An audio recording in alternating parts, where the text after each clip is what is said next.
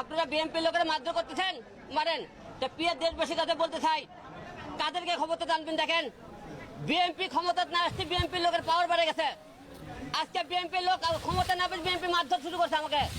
বাবা হিরু, বাবা আলম, বাবা কোন ব্যক্তি, কোন সরল মানুষ, কোন মানবতার মানুষ তোমার উপরে এভাবে অত্যাচার করছে বাবা? বাবা তোমার উপরে অত্যাচার করাটা এটা কোনোভাবেই মেনে নিতে পারতেছি না বাবা। বাবা কোন হৃদয়বান ব্যক্তি তোমার উপরে এভাবে মানসিক অত্যাচার করছে বাবা? বাবা তুমি কিল্লাই বাবা মামলা দিতে গেছিলা বাবা?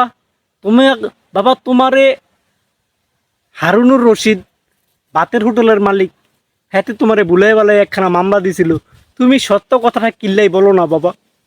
বাবা তোমার কত বড় হেডাম হয়ে গেছে বাবা, তুমি বিএনপির নেতাকর্মীদের জন্য বাবা তুমি মামলা দিতে যাও।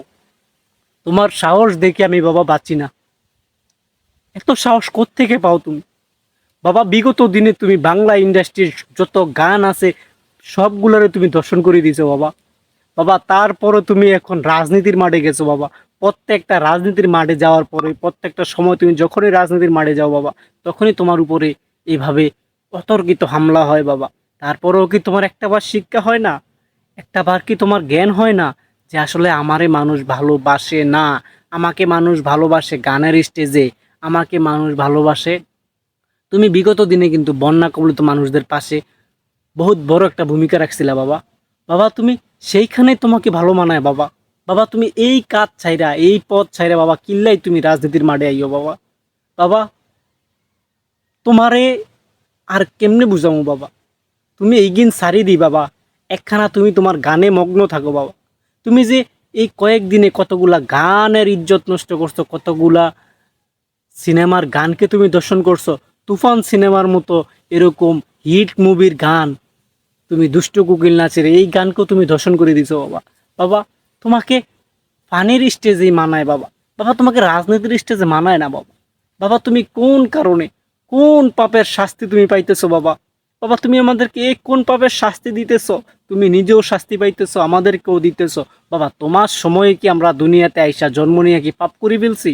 এটা আমাকে অন্যায় হয়ে গেছে? আমরা কি বহুত বড় পাপ করে ফেলছি যার কারণে তুমি আমাদেরকে এই পাপের শাস্তি এখন তুমি আমাদেরকে দিতেছো বাবা? বাবা তুমি একখানা বাবা এই ব্যাগগুন সারি দি বাবা, তুমি ঠিকঠাক মতো চলাফেরা করো বাবা। ইগিন সারি দাও বাবা, মানুষের পিছনে তুমি লাগো না বাবা, মানুষের সমালোচনা তুমি কইরো না।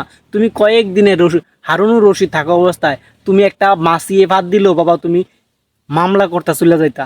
একটা মাছি তোমারে কামড় দিলে, একটা মশা তোমারে কামড় দিলে তুমি হারুনুর রশিদের কাছে যাইতা কেন, গিয়া মামলা করে দিতা।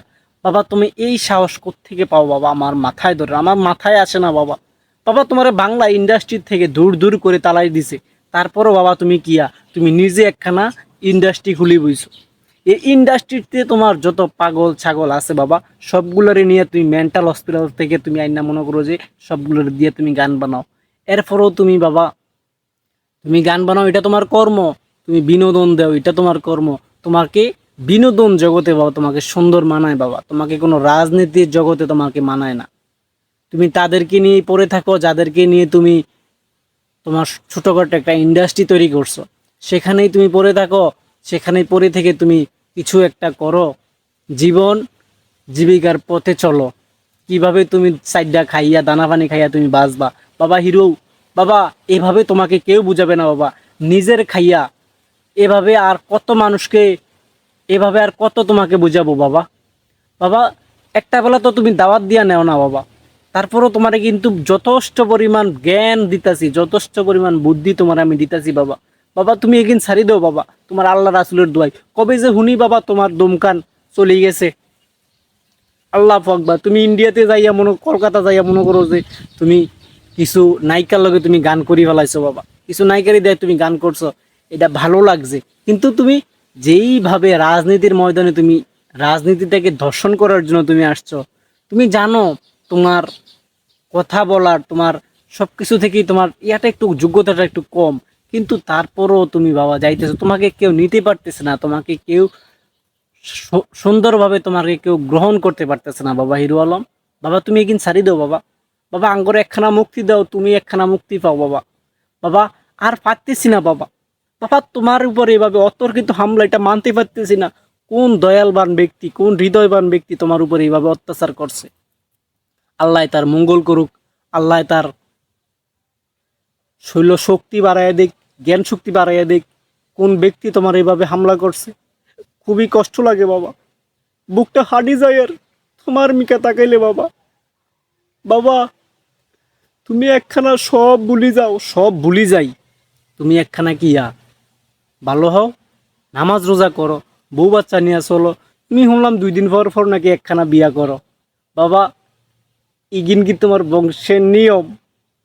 তুমি এই বংশের লয় ধরিয়ে রাখতে চাইতেছ? বাবা তুমি বেগুন ছাড়ি দিয়া কিয়া তুমি আবার গানের জগতে চলে আহো, বিনোদনের জগতে চলে আহো, বুঝছো নি বাবা?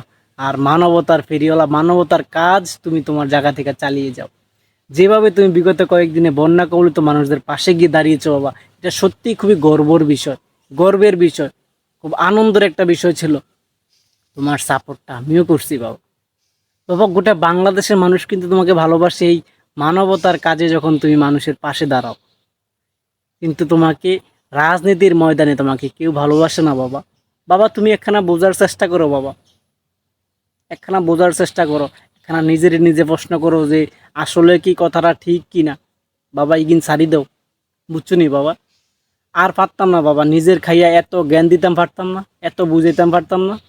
পারলে একবেলা দাওয়াত দিয়ে নিও, তোমারে দিন রাত 24 ঘন্টা কিয়া বুঝাই দিয়াম, বুঝছো নি বাবা?